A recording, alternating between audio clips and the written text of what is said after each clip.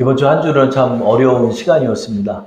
지금 여러분 예배당 보시면 아시지만 우리 장로님이 월요일 날 전화가 오신 거예요. 그러더니 그래서 어쩐 일이시냐고 했더니 기침이 너무 심하고 그래가지고 병원을 갔더니 코로나 검사를 해보라고 그래서 코로나 검사를 받으셨대요. 그랬더니 확진이 딱 나온 거예요. 그래가지고 지금 누워 계신다고 전화가 오셨어요. 월요일 날. 권사님을 딱 보니까 권사님은 괜찮으시대요.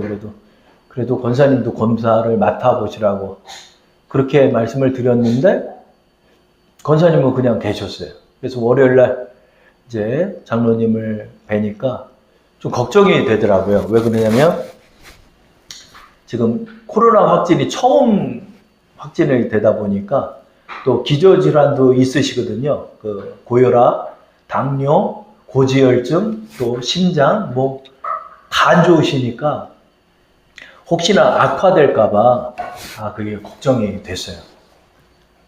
그래서 약을 타고 했는데 밤새도록 고생을 하셨대요. 너무 몸살이 심해가지고 정말 죽을 것처럼 아프시다고 그러시더라고요. 그래서 좀 알아보니까 요즘은 코로나 바이러스가 안 걸린 사람들 찾아다닌대요. 안 걸린. 이근우 집사님하고 우리 이수정 자매님 두 분만 남았어. 지금. 그래서 지금 안 걸린 분들이 지금 걸리시고 계시더라고요. 우리 목사님들 사이에서도 유일하게 막 안 걸린 분들 계시는데 종종 전화가 와요. 나한테 찾아왔어 이 목사 그러시더라고요. 그래서 장로님이 그렇게 월요일 날 밤에 좀 고생을 하셨어요. 그래서 화요일 날 또 아침에 전화를 드렸더니 다행히 괜찮으시다는 거예요. 근데 갑자기 월요일 날 저녁 때서부터 권사님이 또 권사님이 완전 안 좋으신 거예요. 그래서 빨리 이제 가서 약을 받아야 된다. 그랬더니 권사님이 약국약 먹어도 된다고 자꾸 그러는 거예요. 제가 2번이나 저는 확진이 됐었잖아요. 그러다 보니까 제가 권사님한테 말씀드렸죠. 약국약으로는 안 나요. 약국약으로는 안 나니까 꼭 처방 받아가지고 조제한 약을 먹어야 된다. 근데 그날 막 권사님이 거의 쓰러져가지고 일어나지 못할 정도로 너무 안 좋으셨어요.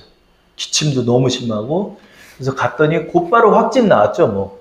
그래서 지금 일주일 내내 권사님하고 장로님이 누워 계셨는데, 지금은 좀 5일 자가격리인 줄 아는데 5일이 아니라 7일이에요. 6월 1일서부터 5일 의무사항이 아니라 권고사항으로 바뀐다고 그러더라고요. 알아보니까.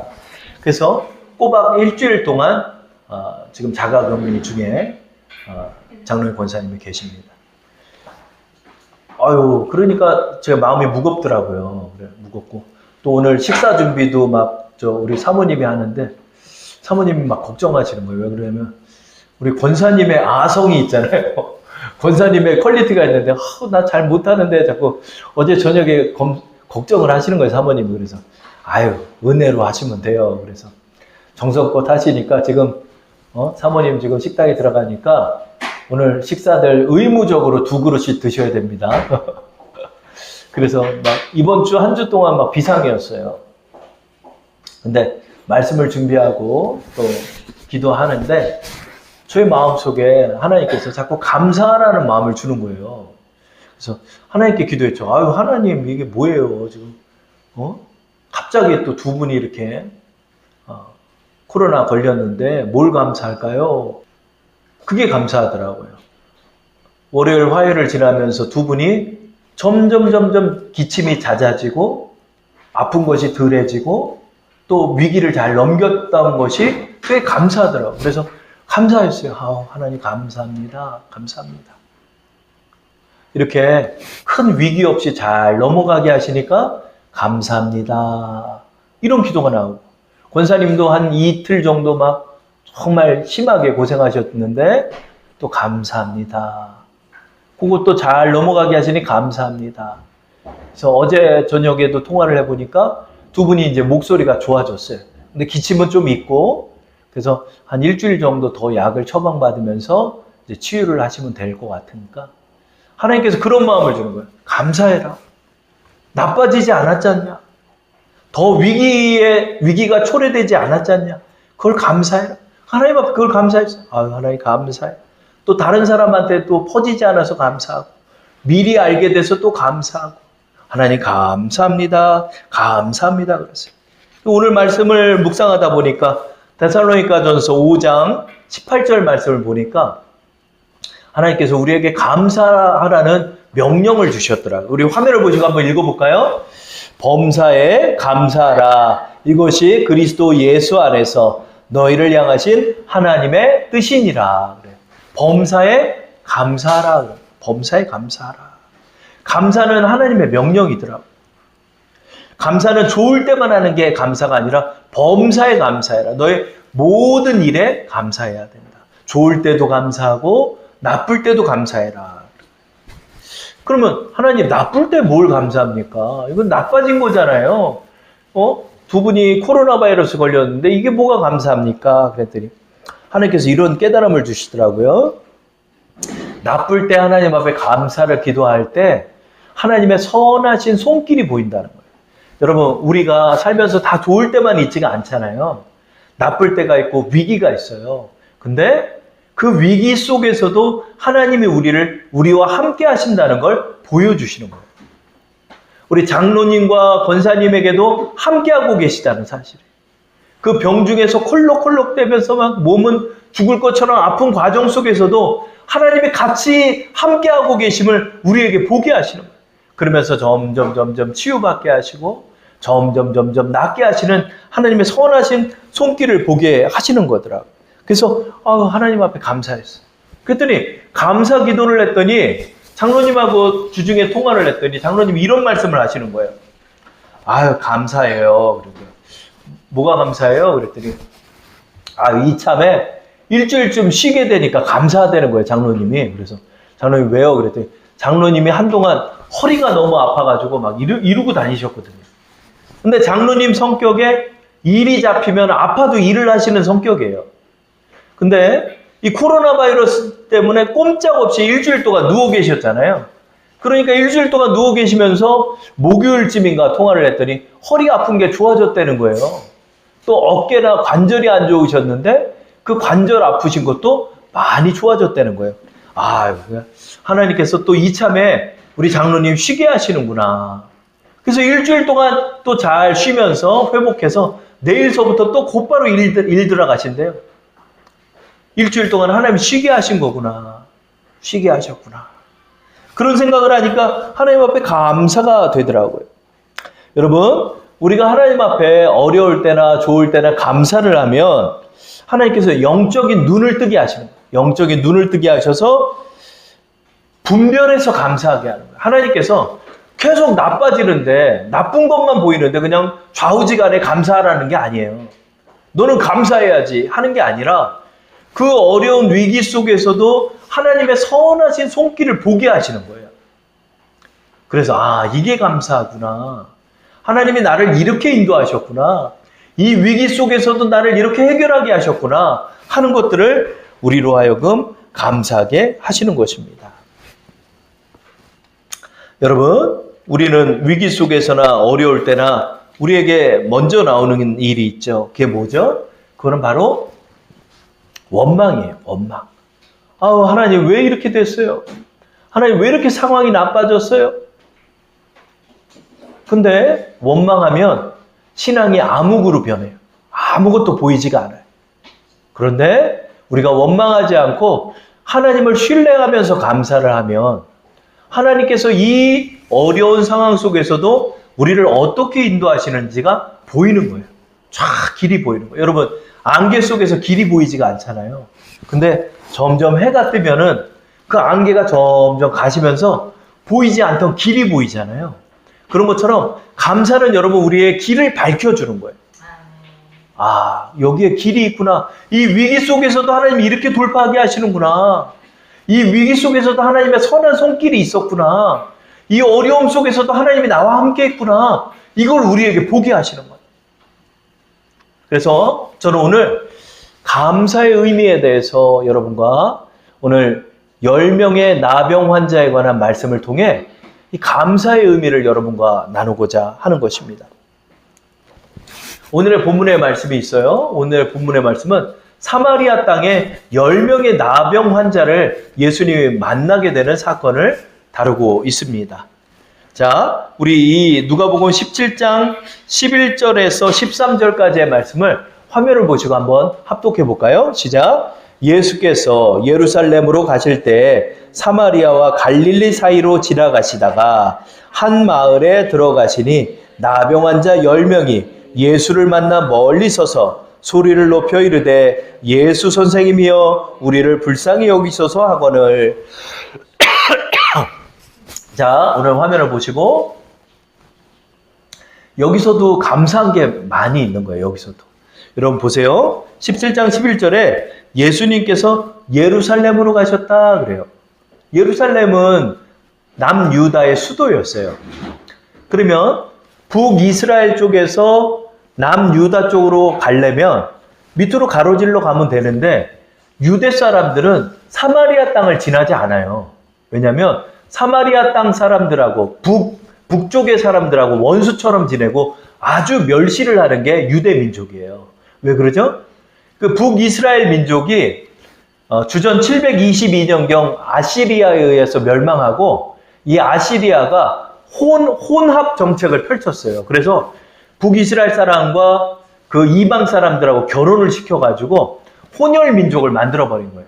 근데 이 유다 사람들은 하나님의 선민 사상이 강하다 보니까 그렇게 우상을 숭배하는 사람들과 혼합한 북이스라엘 사람들을 멸시했어요.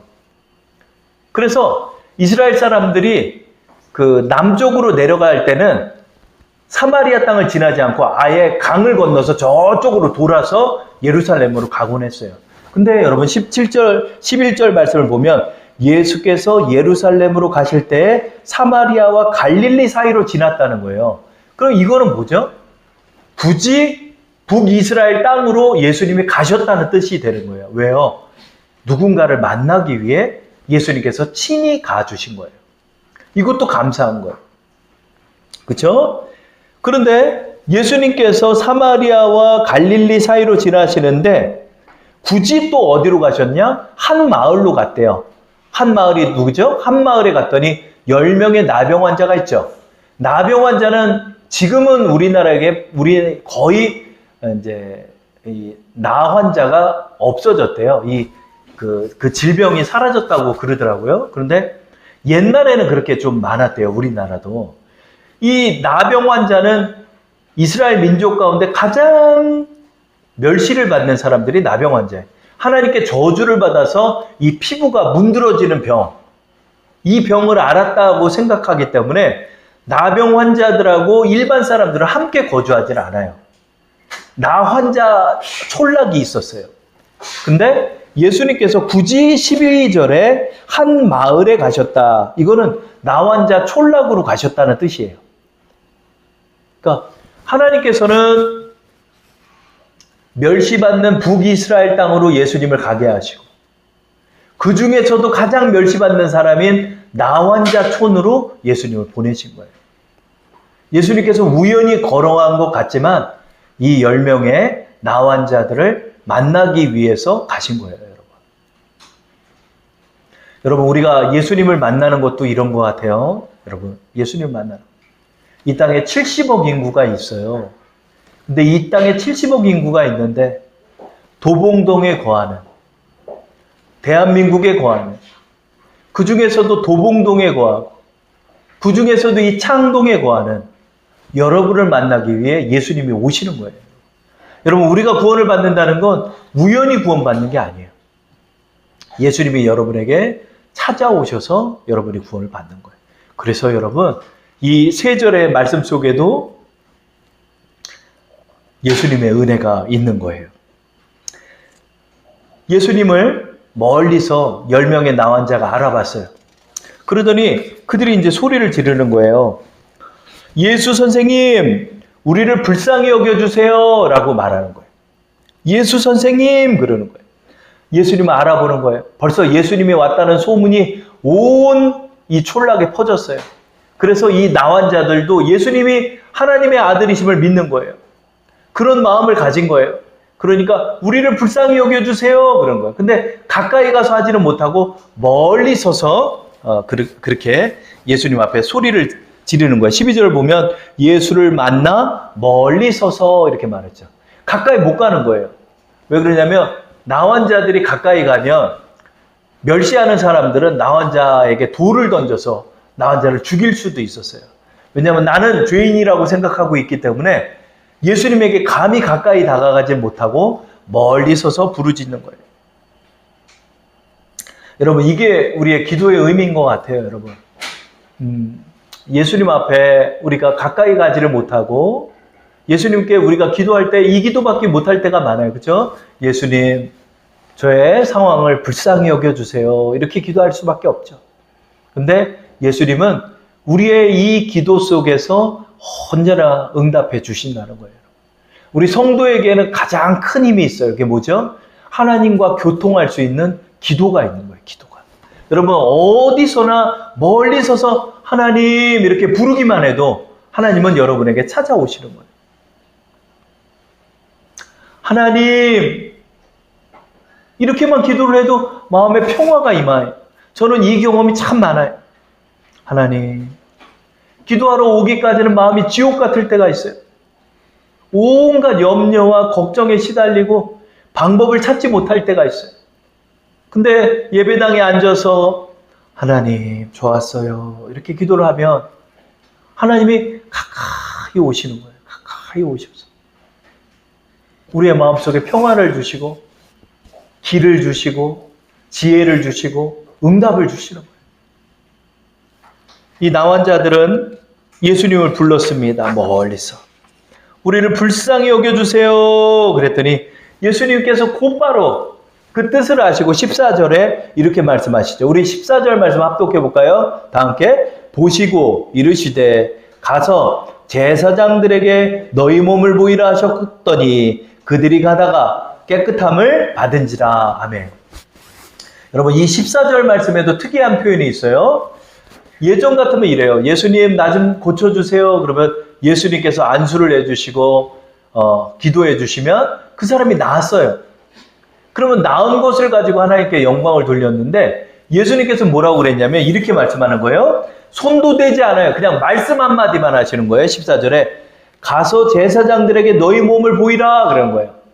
근데 이게 무슨 뜻이냐면 나환자들이 어떻게 하다가 치유를 받잖아요. 그러면 제사장에 가서 그 몸을 보여주는 거예요. 나 다 치유받았다고. 그러면 제사장은 몸을 샅샅이 봐요. 그래서 이 사람이 나병에서 노임을 받았다라는 걸 확인하면 이 사람이 그 민족들 사이에 들어갈 수 있게 그렇게 허가를 해줬어요. 이거는 고침을 받고 난 다음에 제사장에게 보이는 건데 예수님께서는 아직 고침을 받지 못한 10명의 나병 환자들에게 너희의 몸을 가서 보여라 그런 거예요. 아직 낫지 않았는데 몸을 보이라는 거예요. 그래서 근데 이 사람들이 예수님의 말씀을 듣자 믿음이 임해서 몸이 낫지도 않았는데 대제사장을 향해서 가는 거예요. 걸어가는. 근데 특이하죠? 걸어가다가 나음을 받은 거예요. 15절, 16절 말씀 우리 한번 합독해 볼까요? 시작. 그중 한 사람이 자기가 나은 것을 보고 큰 소리로 하나님께 영광을 돌리며 돌아와 예수 발 아래 엎드려 감사하니 그는 사마리아 사람이라. 아멘. 여기서 한 사람이 자기 몸을 나은 것을 보고 기뻐서 예수님께 갔다고 표현한 것은 10명이 다 낫다는 뜻이에요. 10명이 다 나은 거예요. 그리고 자기가 다 낫으니까 16절 보면 예수의 발 아래 엎드렸다는 것은 예전에는 멀리 서서 예수님 앞에 고쳐달라고 말했지만 자기가 이제 다 낫으니까 예수님께 가까이 가서 엎드려 예수님을 경배하고 있는 거죠. 자, 이것이 뭐죠? 순종하고 가는데 하나님의 능력이 임했다는 거예요. 여러분. 하나님의 능력이 임하는 거예요. 여러분, 우리가요 아직 해결이 되지 않았어요. 근데 하나님께 기도를 할 때 하나님의 선하신 음성이 들리는 거예요. 하나님의 지혜가 우리의 마음에 임해요. 근데 그 지혜대로 이렇게 행하다 보면 하나님께서 그 문제를 해결해 주시는 능력이 보이는 거예요. 하나님, 이거 지금 아직 해결이 안 됐는데 제가 믿음으로 하겠습니다. 믿음으로 그냥 전진해 보는 거예요. 믿음으로 막 전진해 보면 갑자기 해결 안 될 것 같은 그 문제가 가다가 해결되는 거예요. 진행하다가 해결되는 거예요. 여러분, 이게 얼마나 감사합니까? 그렇게 하나님의 능력 가운데서 우리가 고침을 받고 해결을 받게 되는 거예요.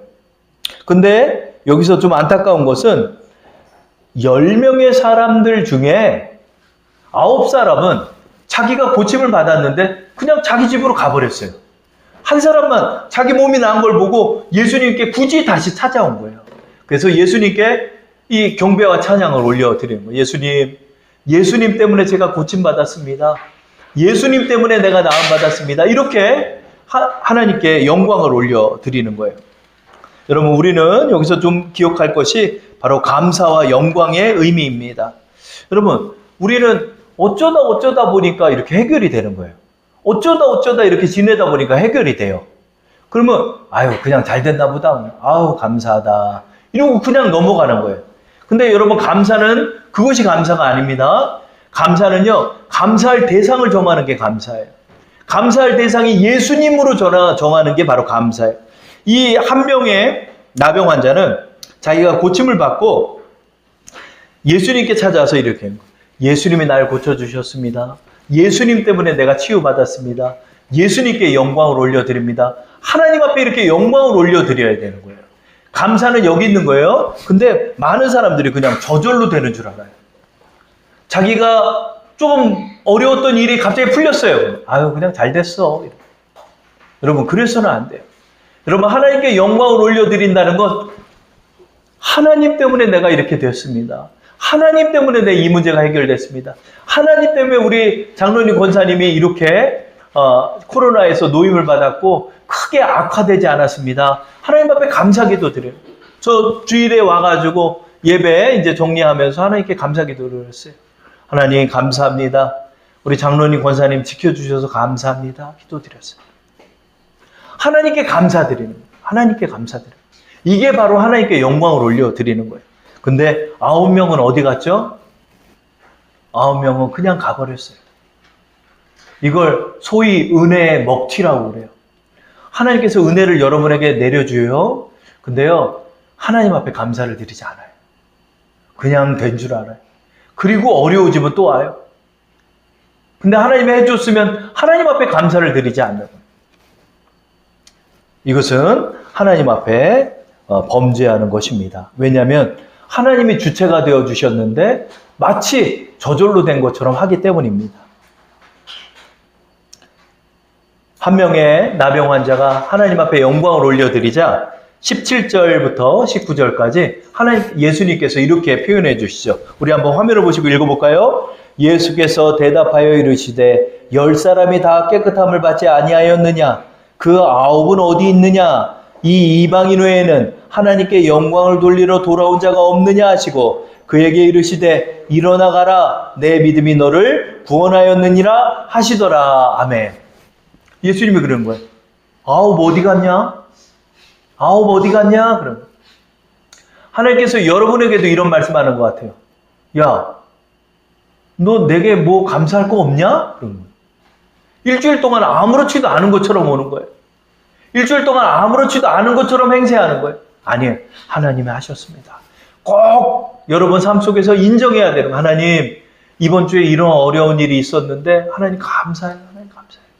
하나님 감사해요. 감사해요. 하나님이 이렇게 또 도와주셔서 감사해요. 하나님. 우리는 이렇게 하나님께 영광을 올려드리는 삶을 살아야 하는 거예요. 예수님이 이렇게 물어보는 거예요. 이상하게 생각하시는 거예요. 야, 9명 어디 갔냐? 야, 내가 고쳐줬는데 왜 9명은 아무도 오지를 않았냐? 왜 너만 왔냐? 그럼.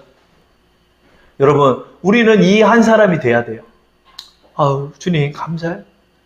주님이 고쳐주셨어요. 감사해요. 이번 주에 사실은 또 병원에 또 갔었어요. 이번 주에 찬영이를 데리고 병원에 갔는데 그동안 그냥 내과에 가서 변비약 같은 거를 주기도 했었는데 왜 그러냐면 찬영이가 근래에 들어서 꽤 오랫동안 몇 달간 아빠 배 아파 자꾸 그러는 거예요. 그리고 화장실에 앉혔더니 아빠 응가 안 나와 뭐 이러는 거예요. 그래서 병원에 가면은 그냥 변비예요. 애들이 그럴 때가 많아요. 그리고 어린이집에서는 이상하게 화장실을 안 가는 거예요, 얘가. 그러니까 이걸 참다 보니까 변비가 생겼나 보다. 그래서 변비약을 몇 번 줬더니 화장실에 잘 가고 그래서 넘어갔는데 또 배 아프다 그러는 거예요. 그래서 안 되겠다 싶었더니 선생님한테 갔더니 선생님이 걱정되시면은 초음파랑 그 다음에 저 엑스레이를 한번 찍어보시자고, 혹시 배에 이상이 있나 한번 살펴보자는 거예요. 근데 한 6, 7시간 동안 금식을 시켜야 되는 거예요. 그래서 아이를 금식을 시켰어요. 애가 배고프다 해도 밥을 못 주고 금식을 시켜서 이번 주에 또 병원을 또 갔죠. 가면서 계속 기도했어요. 하나님, 배 이상이 없게 해주세요. 자, 이제 엑스레이를 찍으러 간대요. 엑스레이를 찍으러 가는데 아빠 나 갔다 올게 그러면서 가는데 마음이 짠한 거예요. 마음이. 또 초음파를 또 찍으러 또 사모님하고 같이 들어가는데 또 걱정이 되는 거예요. 하나님 도와주세요. 도와주세요. 그렇게 기도를 했어요. 그리고 검사를 끝나고 이제 차트를 선생님이 보는데 이제 저희를 부르시는 거예요. 그래서 갔더니 배에 아무 이상이 없습니다. 그런 거예요. 배, 또 아이들이 변을 못 보면 장까지 변이 차 있는 경우가 있거든요. 근데 그것도 아니래요. 그 선생님, 그런데 왜 애가 이렇게 배가 아픈가요? 그랬더니 요즘 아이들이 과자, 사탕, 젤리, 햄버거, 패스트푸드를 많이 먹어서 그렇게 되는 거예요. 소세지 이런 걸 먹으면 아이들이 뱃속에서 이게 다 탄수화물이 돼서 배가 불러 오른대요. 그러면 아이들이 배가 아프대요. 그러니까 아버님 절대로 애들 이런 거 먹이지 마시고 저 집밥 먹이세요. 된장찌개 먹이고 콩나물국 먹이고 김치 먹이고 그러세요. 그러면 괜찮아요. 그러면. 그 얘기를 듣고 나오는데 얼마나 마음이 가벼운지 모르겠어요. 다음날 새벽에 하나님 감사해요. 하나님 감사해요. 하나님이 함께 해주셔서 큰 이상 없어서 감사해요. 그랬더니 하나님께서 저에게 이런 말씀을 주시는 거예요. 너 이거 그냥 넘어가지 말고 육아일기를 써라. 저의 마음속에 그 마음을 주는 거예요. 왜요? 이번 주에 무슨 일이 있었는데 하나님이 또 함께 해주셨다. 이거를 그래서 제가 이번 주부터 육아일기를 쓰는 거예요. 컴퓨터로. 참령이가 배가 아팠는데 배가 이상이 없게 하신 하나님 감사합니다. 그런 일이 있었던 거, 하나님이 우리와 함께 하셨던 거를 육아일기를 사모님하고 저랑 같이 쓰게 됐어요. 이번 주에. 얼마나 감사해요, 여러분. 여러분, 이번 한 주 여러분에게 어떤 일이 있으셨나요? 어려운 일이 있으셨나요? 여러분, 하나님을 의지하고 하나님께 감사하고 기도할 때 그 감사한 일들이 하나님의 능력이 되더라고요. 하나님 감사해요. 이번 주 또 이렇게 잘 넘어가게 하시고 이번 주 이런 소소한 일이지만 저에게는 걱정됐던 일들 또 주님이 해결하셨네. 하나님 감사해요. 그리고 돌아와서 하나님 앞에 감사하는 거예요. 다음 주에 여러분이 할 일이 있어요. 그게 뭔지 아세요? 다음 주에 하나님 이번 주에 이런 일 저와 동행해 주셔서 또 해결해 주시니 하나님 감사합니다. 이렇게 하나님 앞에 고백하고 하나님께 영광 돌리는 거예요. 그랬더니 여러분 이 9명은 다 하나님을 떠났지만은 이 한 사람은 예수님께 돌아와 하나님께 감사하고 영광을 올려드리자 예수님께서 19절에 이런 말씀을 하시죠. 그에게 이르시되 일어나가라 내 믿음이 너를 구원하였느니라 이런 거예요. 자, 저를 한번 따라할게요. 감사하면 선물을 받습니다. 감사하면 선물을 받습니다. 저를 한번 더 따라할게요. 감사하면 추가의 선물을 받습니다. 감사하면 추가의 선물을 받습니다. 10명의 나병 환자가 어떤 선물을 받았죠? 하나님께? 나병에 고침받는 선물을 받았죠? 근데 이 한 사람만 다시 예수님께 돌아와 영광을 올렸더니 예수님께서 이 19절에 이 한 사람에게만 19절을 말씀을 해주는 거야. 가라, 내 믿음이 너를 구원하였느니라. 이게 무슨 뜻인지 알아요? 여러분, 이게 굉장히 중요한 말씀이에요. 이거 몰랐는데 이것은 너가 구원받았다라는 뜻이에요. 그러면 이 뜻이 뭐죠? 9명은 구원받지 못했어요. 9명은 육신의 고침은 받았지만 예수님을 구주로 영접해서 그는 구원받지 못한 거예요. 근데 이 한 사람은 육신의 병도 고침을 받고 그 영혼도 오늘 구원받은 거예요. 왜죠? 여러분 이거 아셔야 돼요. 하나님이 여러분 가정에 복을 줬다고 여러분 구원받은 게 아니에요. 여러분, 주님과 함께 정말로 이렇게 동행하고 주님과 함께 정말 구주를 내 구주로 영접해서 주님과 교제하며 주님과 동행하며 주님의 뜻대로 순종하며 주님의 은혜하러는 나간 이들이 참 구원받은 자가 되는 거예요. 이 한 사람이 어떻게 구원받았죠? 예수님을 나의 구주로 여긴 거예요. 주님, 나 이렇게 병 고쳐주셔서 고맙습니다. 주님을 나의 구주로 영접합니다. 말은 안 했지만 주님 앞에 찾아가서 이렇게 주님께 경배드리는 것이 바로 주님을 영접하는 것이고 주님과 교제하는 거예요. 이런 신앙인들이 참 신앙인이 되는 거예요. 한 주를 어려운 가운데 주님을 의지하며 또 살고 그 다음 주에 하나님의 능력을 경험해서 또 감사와 영광을 올려드리고 그 다음 주에 또 한 주 동안의 어려움들을 주님과 동행하며 또 해결받고 그 다음 주에 주님 앞에 또 영광을 돌리고 여러분 우리의 신앙생활 속에 바로 하나님 앞에 감사와 영광을 올려드리는 삶 이것이 참 구원받은 자의 삶이 되며 참 구원받은 자의 삶의 목표가 되는 것입니다. 여러분 우리는 어떤 삶을 삽니까? 오늘 한 주 동안 여러분 하나님이 여러분과 또 함께 하셨어요. 주님을 나의 구주로 영접하면서 주님을 나의 구주로 동행하면서 여러분이 이 능력을 경험하셔야 돼요. 감사는 뭐요? 감사는 선물을 받게 합니다. 감사는 뭐요? 감사는 추가적인 선물을 또 받습니다. 여러분 우리는 감사하면서 또 선물 받는 거예요. 감사하면서 한 주 동안 또 주님의 선물을 받는 거예요. 이게 바로 주님의 복 받는 비결이더라고요. 아, 감사하면 하나님 선물을 주시는구나.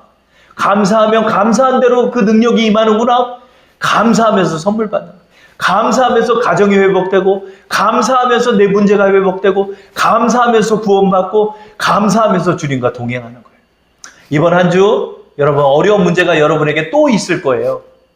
그런데 감사함으로 하나님의 선물을 받고 하나님의 능력을 경험하는 우리 여러분 되기를 축원합니다.